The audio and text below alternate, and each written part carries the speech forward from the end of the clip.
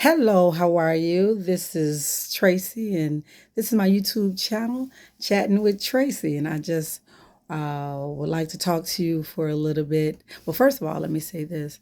I decided to create this channel to try to assist families and our community in the area, in several different areas. I think that what motivates me is knowing that our principles and morals have been really stretched and strained, and many of us are maneuvering and carrying on without using uh, good principles and morals. We're just doing any and everything, and I just think that unless we start talking about that issue, um, bad behaviors will continue and even get worse. So, my topic for today is report the freak, protect the child. I'm really motivated about this topic because I'm hoping that I can assist in us working collectively to protect our children from sexual predators. Oftentimes, our children are made vulnerable to sexual predators. Um, and let me say this, not just sexual predators is a problem, but childhood experimenting is a problem as well. But let's deal with the sexual predators first. The sexual predators uh, oftentimes look for their prey in situations or families where the child is vulnerable. And what makes them vulnerable is simple things such as busy parents, um, or surrendering your parenting to your mother or your father. So you got the grandparents raising children who don't quite have the energy that they used to have, so they can't supervise, or their plate is full. Um, Having parents that are drug addicts. So there again, the children become vulnerable because the parents are not available. And if they are available, they're not paying attention to them. And any old person is allowed access to these children. Alcoholic parents sometimes create that same vulnerable child who can be targeted uh, by a sexual predator. Immature parents, childhood pregnancy sometimes makes you want to, realize, oops, I had a baby, and you look for help with your parents to watch the children, or if your parents are not available to watch the children, you just look for help anywhere, and sometimes you turn your children over to the wrong people. Uh, both parents being distracted, chasing other men and women, also create a vulnerable position for your child. Um, Leaving the children with your grandparents, I think I tapped into that. And then let's deal with this: parents who are disabled, such as myself. My mother was disabled as I was a child. My mother dealt with mental illness, and in her dealing with mental illness, on many occasions, we would be left with my grandma. And while I was under the supervision of my grandmother, some bad things happened. Not because she wanted them to happen, but because she was doing everything, and that's the danger behind assuming that grand the grandparent can take care of the child in your absence, just same way you would. Don't get me wrong. I know that the grandparents do good jobs, and we're not talking about all grandparent. And this is not uh, me trying to criticize parents who leave their children with their grandparents, because people do it every day and things turn out great. But sometimes, you know, we forget that grandmama opened the house up to your children, but she also opened up the house to her brother's son, who's an adult, her other children who have adult friends, other adults in the household, and then you don't know who the predator is. Predators do not come with a baseball cap that says I'm a predator, or a t-shirt that says, hey, I'm a predator. Predators come in all shape, forms, and sizes, and many occasions you will not know that they are a predator. Even after they have struck your children, you won't know that they're a predator, because our children are being taught to not say anything about it. I know when I was coming up, it was like a hush hush. Children are to be seen and not heard. Well, when I was raising my daughter, that was one of the things, and that my daughter still, I shouldn't say it in past tense. As I'm raising my daughter, I teach my daughter to speak up. And it's important to me that she speaks up, because I don't want her to think that all adults are always right, because all adults are not always right. I treat my daughter respectfully, and I teach her boundaries. And I expect all adults to adhere to the same type of boundaries, because they're not far-fetched and they're not a problem. But let me get back to my point. When you teach your children to be quiet, you got to be really, really, really careful. You got to be really, really careful, because they'll be quiet and be afraid to talk to you and tell you what's going on in their life. And they'll be afraid to tell you when someone has violated them. I remember when I was violated. It was by my grandmother's brother's son. He had came home from the military. My grandmother, myself, I spent a lot of time in my grandmother's house. Myself and my grandmother, we were extremely close. I was named after her, and I stayed in the house with her a lot. That was my mother's support system. So when my mother would be sick, sometimes she'd be hospitalized for long periods of time due to her mental illness, and then I would be in my grandma's house. And while I was in my grandma's house, bad things happened. I didn't say anything as a little girl. I very confused. Nobody talked to me about sex. Nobody talked to me about like good touch, bad touch. Nobody talked to me about any of that. And I think that is important, that you stop and you talk to your children and open up the lines of communication and make certain that your children are aware of good touch, bad touch, who's allowed to touch. Like for myself and my daughter, I talked to her and I explained to her that the only persons that should be touching her private parts and she should have to disrobe for is myself when she's taking a bath, or the doctor. I didn't even like give her, oh, you got it, you can disrobe for your dad. Not because I thought anything ill about her dad, but as a young lady, she's to protect her privacy, and she shouldn't be revealing herself, not even to her dad. It ain't necessary, because I'm there. I'm a single parent anyway, so you'll have to use that type of come to a conclusion and tailor something for your child that you feel comfortable with, because sometimes you have to have the dad that does all the caring for the children. So what I did might not be suitable for you, but for me, I told my daughter the only person she had to disrobe for was myself or the doctor. And I explained to her on most of the occasions I'll be there with the doctor to make certain that, she feels comfortable in disrobing before the doctor. The doctor may need to see under her clothes.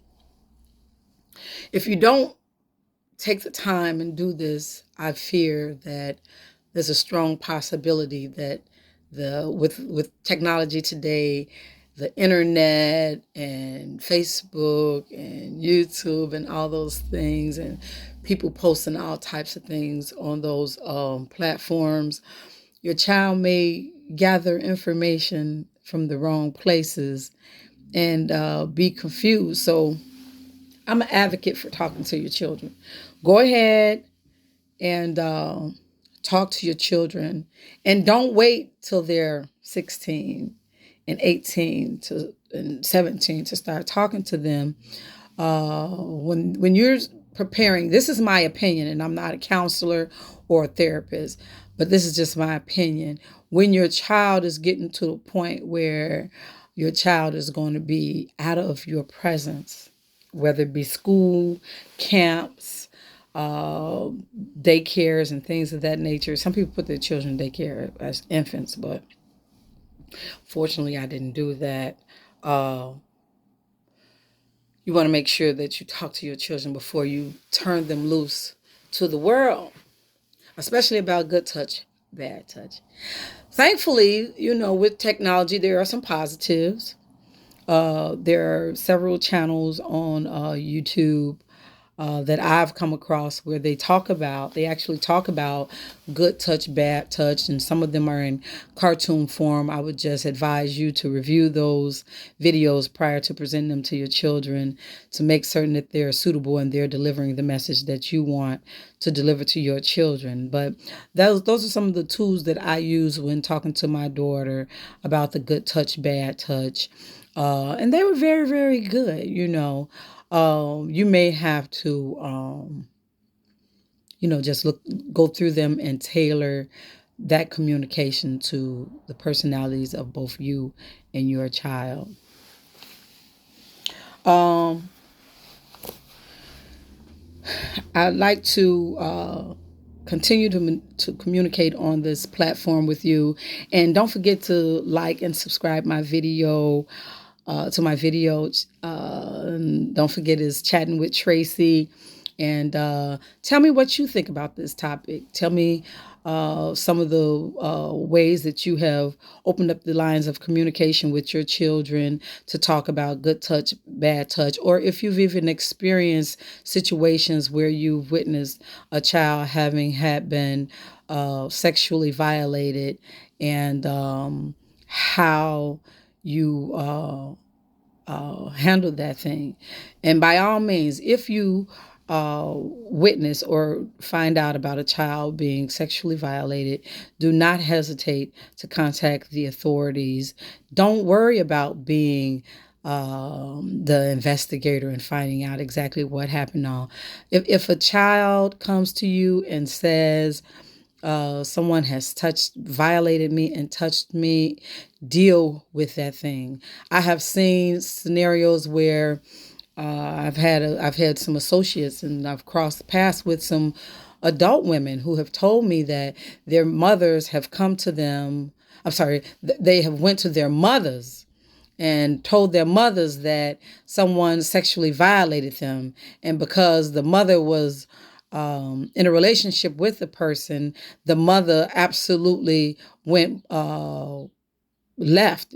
She didn't address it. I've seen one scenario where the young lady was put out of her mother's house because the mother said, you must be like wanting him to do this, like you made him do this, you're messing up my relationship. So I would just really hope that this channel serves to open up the lines of communication so that we could deal with these different topics that affect our families and our community and the village as a whole. And we work towards getting back to good sound principles and morals, and we line that moral compass up and get ourselves together as a community, because we are known to have strong principles and morals. And all this stuff that's going on now in the world is so surprising to me. It's so odd to me. Sometimes I be like, what is on the minds of some of the people and with the things that they do and how they handle things? We are no longer in the area of hush, hush, protect the predator. We are no longer in that area. Unveil that demon. I ain't going to go there. But unveil that demon. If you find that someone is violating a child, unveil them. Deal with it. Okay. Then, just for a moment, I'm going to tap into the area of children experimenting. We have to be very, very mindful of what we allow our children to watch on television.